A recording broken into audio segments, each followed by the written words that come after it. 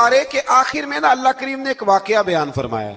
اس میں اللہ تبارک و تعالیٰ نے نا بنی اسرائیل کا ایک واقعہ بڑی تفصیل کے ساتھ، اور وہ اس پارے کے اختتام پر عقیدے کے لحاظ سے، نظریے کے لحاظ سے، سمجھنے کے لحاظ سے بڑی اہم چیز ہے، اس پر ضرور غور فرمائیں.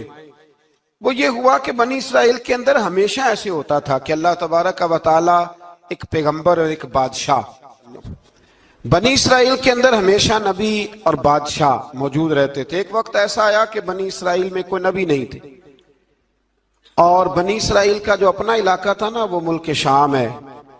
تو قوم عمال کا ایک قوم تھی اور بڑے سخت گیر لوگ تھے. انہوں نے بنی اسرائیل والوں کے ساتھ لڑائی کی، جہاد کیا، اور انہیں ان کے علاقے سے نکال دیا. اور کچھ حضرت یوسف علیہ السلام کے زمانے میں ویسے بھی ایک بہت بڑی تعداد جا کے مصر میں آباد ہو گئی تھی. اب یہ ہوا کہ ان کے پاس کوئی بادشاہ نہیں ہے، یہ بار بار دعا کرتے ہیں، التجا کرتے ہیں. تو اللہ تعالیٰ نے ایک پیغمبر انہیں عطا کیے جن کے مختلف نام کتابوں میں ہیں.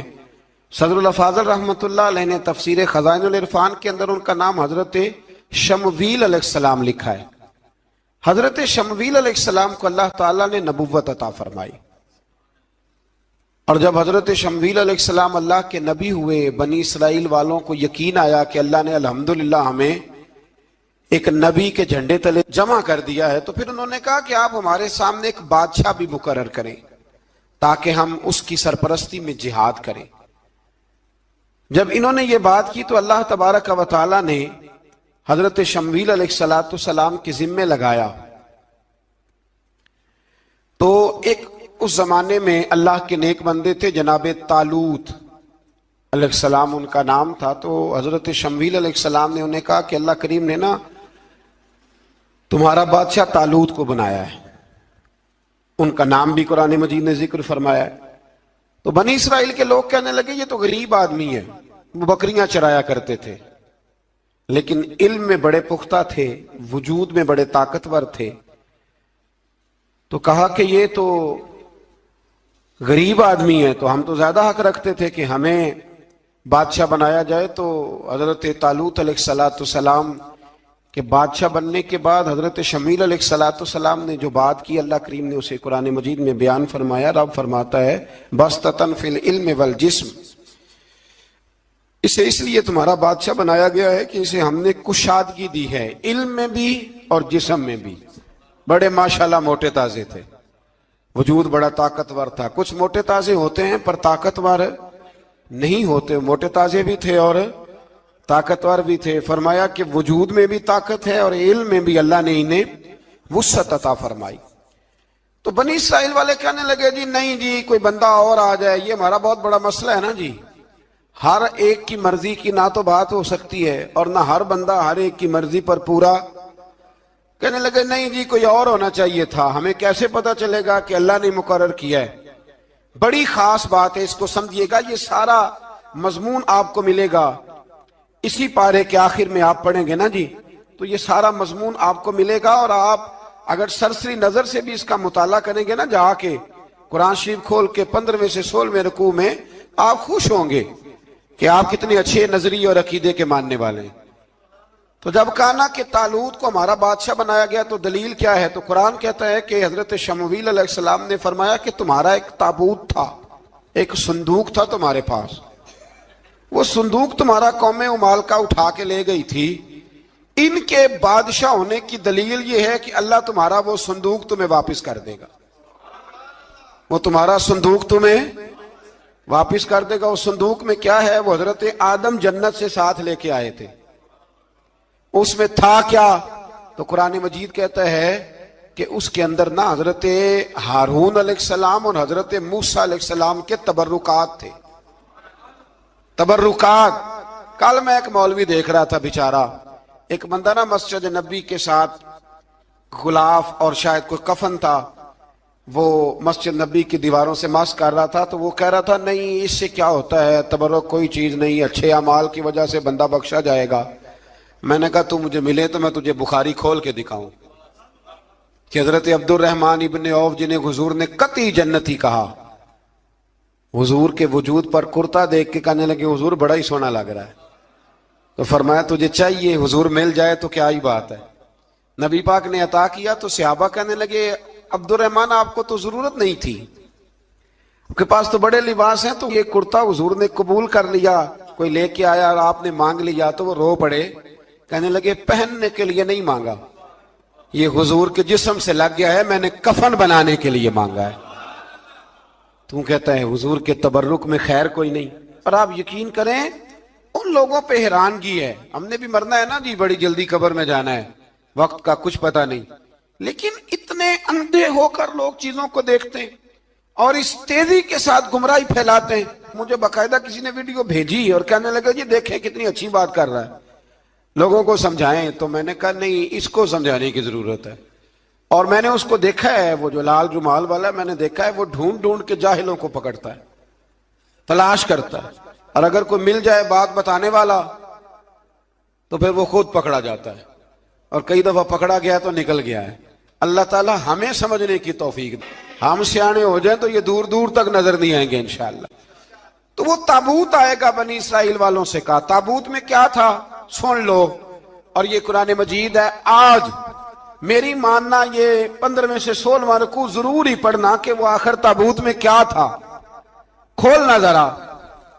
قرآن مجید کہتا ہے کہ حضرت موسیٰ علیہ السلام اور حضرت ہارون کے تبرک تھے. تو تبرک کیا تھے؟ تمام مفسرین نے لکھا ہے کہ حضرت موسیٰ کا ایک کرتا تھا, ایک ڈنڈا تھا, جوتے تھے, اور جناب ہارون علیہ السلام کا امامہ شریف تھا, اور تورات کی کچھ تختیاں تھی. تو اس کا فائدہ کیا تھا؟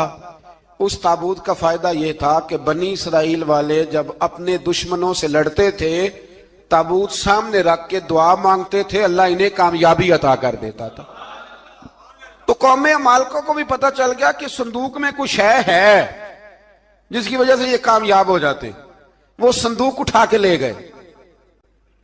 اب ان کی کم بختی یہ, کم نصیبی یہ کہ انہوں نے جا کے اسے روڑی پہ پھینک دیا. جب روڑی پہ پھینکا تو ان کے اندر بیماریاں آ گئیں, وبائیں پھوٹ پڑی, مرنے لگے, وجود پھولنے لگا. پھر ان کے دلوں میں بات آئی کہ یہ ہم نے اس صندوق کی بے ادبی کی ہے. صندوق میں کیا ہے؟ تبرکات. ہمیں کہتے ہیں جی نالین کا نقشہ کیوں لگایا ہے؟ تمہارے تو بزرگوں کا عقیدہ ہے سر پہ رکھنے کو مل جائے اگر نقش نالے پاک حضور تو پھر کہیں گے کہ ہاں تاجدار ہم بھی ہیں. تو کہا کہ اس کے اندر یہ تبرکات تھے. انہیں بھی سمجھ میں آئی تو انہوں نے نا بیل گاڑی منگائی اور وہ صندوق اٹھا کے اس کے اوپر رکھ دیا. اب کیا ہوا؟ قرآن کہتا ہے کہ فرشتوں نے نا اس صندوق کو وہاں سے اٹھایا. مفسرین نے لکھا اس کا معنی یہ بھی ہو سکتا ہے کہ اس بیل گاڑی کو ڈائریکشن پہ لگایا. ادھر سے حضرت شمویل علیہ السلام نے جناب طالوت کو بادشاہ بنا دیا اور ادھر سے وہ صندوق چل پڑا. کہا بھئی ہم ان کو کیسے بادشاہ مانے؟ تو فرمایا بادشاہ اس طرح مانو گے کہ تمہارا وہ صندوق آ جائے گا. اور قرآن کہتے ہیں اس صندوق میں تمہارے دلوں کا سکون ہے, اس میں تمہارے دلوں کا. اور بھائی ہماری تو کوشش ہوتی ہے بزرگوں سے کوئی چیز مل جائے, اللہ والوں کا کوئی تبرک ہمارے ہاتھ آ جائے. تو وہ صندوق آ گیا, یہ مان گئے. اب جہاد کرنے نکلے تو لڑنا تھا جالوت کی قوم کے ساتھ. وہ بڑا سخت آدمی تھا, 3 من سونا اس نے وجود پہ پہنا ہوتا تھا. اس کی قوم سے لڑنا ہے, ٹوپی بڑی تگڑی پہنی ہوتی تھی لوہے کی. اب کون لڑے؟ ایک نوجوان تھے جن کا نام تھا داؤد علیہ السلام. وہ بھی بکریاں چرایا کرتے تھے. اور جن دنوں حضرت طالوت نکلے نا اپنی قوم کو لے کر جالوت کے خلاف لڑنے تو حضرت داؤد بھی شامل ہو گئے. اللہ جب کسی کو نوازتا ہے نا تو پھر خاص ہی کرم نوازی کرتا ہے. مفسرین نے لکھا جب یہ جا رہے تھے نا, وہاں جا رہے تھے تو رستے میں انہیں 3 پتھر مل گئے. انہوں نے وہ تینوں پتھر اٹھا لیے. اس زمانے میں پتھر پھینکنے کے لیے چھوٹی چھوٹی لوگوں کے پاس چیزیں ہوا کرتی تھی. اس کو کوپھن بھی لوگ کہتے تھے, منجنیق, اس کو سامنے رکھ کے پھر بنائی گئی. تو آپ کے پاس بھی وہ آلہ تھا جس سے دشمن پر پتھر مارے جاتے تھے. تو آپ وہ مشین لے کر, وہ آلہ لے کر وہاں پہنچے ہوئے تھے. 3 پتھر آپ کے پاس تھے. آپ فرماتے ہیں اس دن میں بڑا بیمار تھا, اتنا بیمار تھا کہ میرا رنگ پیلا ہو گیا. اب وہ جالوت کے سامنے کوئی نہیں جاتا تھا، تو جناب طالوت کہنے لگے کہ جو جالوت کو مارے گا نا، یعنی ان کے بادشاہ کو اس قوم کے، تو میں اسے اپنی آدھی سلطنت بھی دے دوں گا اور اپنی بیٹی کا نکاح بھی اس کے ساتھ کر دوں گا۔ دیکھیں اللہ نوازتا ہے تو کس انداز میں نوازتا ہے۔ تو حضرت داؤد کہتے ہیں وہ دور کھڑا تھا تو میں نے نا 3 پتھر مارے۔ بھئی ہمت کرنا تو ہمارے ذمہ ہے کہ نہیں؟ میری ملت کا جوان کہتا ہے میں نے کرنا کرانا کچھ نہیں، یعنی اگر آپ کہیں نا کچھ کرو تو پھر وہ کوئی کام کرنے کی مطلب معاملہ۔ وہ مجھے کل ایک سنگی کہہ رہے تھے، کہنے لگے جی اللہ کے فضل سے کچھ بھی نہیں کرنا پڑا، مرشد نے نظر کر دی۔ میں کہا میں ملن گی تو میں انہوں نے سمجھاواں گا کہ کچھ کرا کے نظر کریا کرو، کیونکہ میرے وہ دوست ہیں، میں انہیں جانتا ہوں۔ نظر میں بڑا کچھ ہوتا ہے، لیکن اللہ بھی تو بندے پہ بڑی نظر رحمت کرتا ہے نا۔ لیکن کہتا ہے 5 نمازیں پڑھ، رمضان کے روزے رکھ، زکوٰۃ فرض ہو تو ادا کر، یہ سارے کام کر، سچ بول، دیانتداری کر، پھر میں اپنے فضل سے تجھے جنت عطا کروں گا۔ تو یہ جو رویہ ہم نے بنایا یہ درست نہیں۔ تو فرماتے ہیں 3 پتھر میں نے مارے، اللہ نے اتنا فضل کیا کہ وہ بھی مر گیا، اور اسے چھو کے میرے پتھر آگے بڑھے تو اس کی فوج کے 30 آدمی بھی مر گئے۔ 3 پتھروں سے 31 بندے اللہ نے مار دیے۔ فرماتے اس لیے کہ ہاتھ میرے تھے اور طاقتیں میرے رب کریم کی تھی۔ تو حضرت داؤد علیہ السلام کے حصے میں جناب طالوت کی صاحبزادی بھی آئی، آدھی سلطنت بھی آئی۔ کافی سال حضرت طالوت حیات رہے، پھر ان کا وصال ہو گیا، تو ساری سلطنت حضرت داؤد کو ملی، اور پھر اللہ تبارک و تعالیٰ نے انہیں نبوت بھی عطا فرمائی۔ یہ دنیا میں واحد پیغمبر ہیں جو بیک وقت نبی بھی تھے اور بادشاہ بھی تھے، اور پھر اللہ نے فضل فرمایا، انہوں نے بڑی بڑی فتوحات کی، اور پھر حضرت داؤد کے صاحبزادے کا نام حضرت سلیمان علیہ السلام، پھر ان کے صاحبزادے کا نام حضرت۔ تو یہ ہوا کیسے؟ یہ سارا کچھ اللہ تبارک و تعالیٰ کے فضل سے ہوا، اس کے کرم سے ہوا۔ اب اس واقعہ سے ہمیں کیا پتا چلتا ہے؟ ہمیں یہ پتا چلتا ہے کہ رب جب فضل فرمائے نہ کسی پہ بھی، تو ہمیں اس بندے کو دیکھ کے راضی ہونا چاہیے، کوئی شکوہ نہیں کرنا چاہیے۔ اور دوسری بات یہ سمجھ لینا چاہیے کہ حکومتیں، مال، دولت یہ صرف سیاستوں سے نہیں ملتی، یہ خدا کے فضل سے ملتی۔ اور یہ بھی سمجھ لینا چاہیے کہ جو بزرگوں کے تبرکات ہوتے ہیں ان کی کیا ہی بات ہوتی ہے۔ چند باتیں ایسی تھیں کہ میرا دل کرتا تھا ان کو دہرایا جائے، اور خاص کر کے ان باتوں پر توجہ کی جائے۔ یہاں نا اللہ تبارک و تعالیٰ نے ان باتوں میں سے ایک بات کا ذکر فرمایا ہے۔ یہاں 207 نمبر جو آیت ہے نا اسی پارے کی، اس میں اللہ کریم نے فرمایا کچھ لوگ ایسے ہیں جو اپنی جانیں ہی اللہ کے حوالے کر دیتے ہیں، زندگی کا مقصد دین ہوتا ہے، لٹا دیتے ہیں۔ یہ نازل کب ہوئی؟ یہ آیت مبارکہ حضرت صہیب رومی کے بارے میں نازل ہوئی۔ حضرت صہیب رومی رضی اللہ تعالیٰ عنہ بڑے مالدار تھے، مکے سے جب چلے نا تو سارا مال مکے میں چھوڑ دیا، اس لیے کہ اللہ کے رسول مدینے چلے گئے۔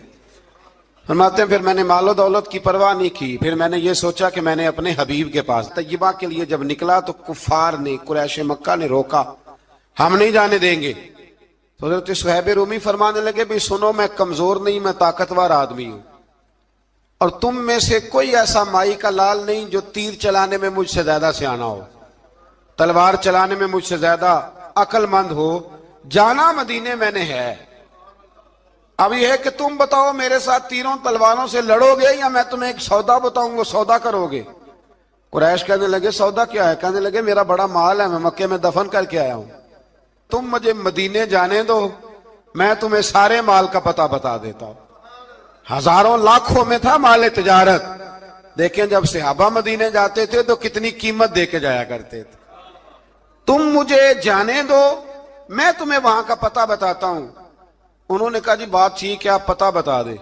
حضرت صہیب نے ساری زندگی کی جمع پونجی ہزاروں لاکھوں میں ساری دے دی اور مدینے کے لیے تیار ہو گئے۔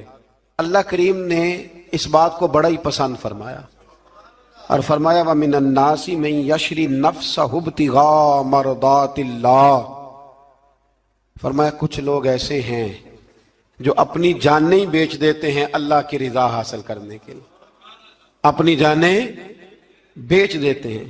नफ्सहु इब्तिगाअ मरदात अल्लाह की रजा हासिल करने के लिए अपनी जानों को बेच देते हैं। तो फरमाया फिर अल्लाह क्या करता है? फरमाया वल्लाहु रऊफुम बिल इबाद, फिर अल्लाह भी अपने बंदों पर बड़ा ही रहम फरमाने वाला है। जब ये सारा माल दे के मदीने पहुंचे ना, तो इनके इस्तकबाल के लिए जनाब उमर पहले से मौजूद थे। हजरत उमर रिसीव करके नबी करीम की बारगाह में ले गए तो फरमाते हैं हुजूर ने मुझे देखते ही फरमाया सुहेब, जिंदगी में तुमने बड़ी तिजारतें की होंगी, पर ये जो तूने सौदा किया है ना, ये बड़ा ही नफे वाला किया है। ये जो सौदा फरमाया ये तूने बड़ा, तो दीन के लिए जब आप कोई काम करते हैं तो ये सौदा बड़ा नफे वाला। एक मजमून और यहां है 216 नंबर आयत में, वो भी बड़ा ही समझने वाला है। अल्लाह करीम ने जब जिहाद फर्ज किया ना, तो फरमाया कुतिबा अलैकुमुल किताल, हमने तुम पर कत्ल करना, किताल करना फर्ज किया है। फरमाया हो सकता है तुम्हें ये कराहत महसूस हो, मुश्किल लगे, बुरा लगे। एक बात जो आज की नसीहत है और मज़ामीने कुरान जो हम सीख रहे हैं, उसके अंदर से हमें ये खास चीज है जिसको समझना चाहिए।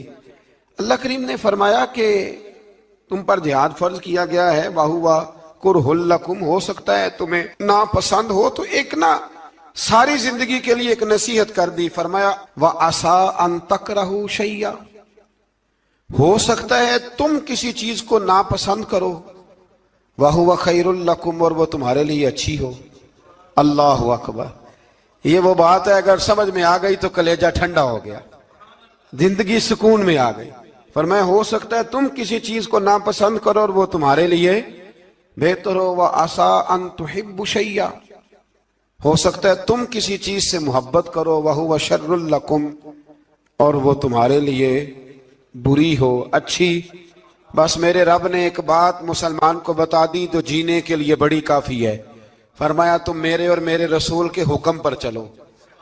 क्यों? इसलिए कि वल्लाहु यअलमु व अंतुम ला तअलमून, अल्लाह जानता है तुम नहीं जानते। अल्लाह के तरीकों के मुताबिक, रसूलुल्लाह के बताए हुए तरीकों के मुताबिक चलो। अल्लाह जानता है, हम जानते नहीं। तो कुरान मजीद की इस नसीहत पर जरूर गौर करें। अच्छा, अब दौलत आई है तो हुजूर सल्लल्लाहु अलैहि वसल्लम ने फरमाया अल्लाह अगर अपनी नेमत दे तो असर देखना पसंद भी करता है। तो हजरत उमर चौथे दिन फिर आए ना मस्जिद में, तो 17 पेबंद लगे हैं कपड़ों पे। चौथे दिन आए 17। अब सहाबा ना आपस में बातें करने लगे, यार पर्दे के पीछे अत्ताहियात में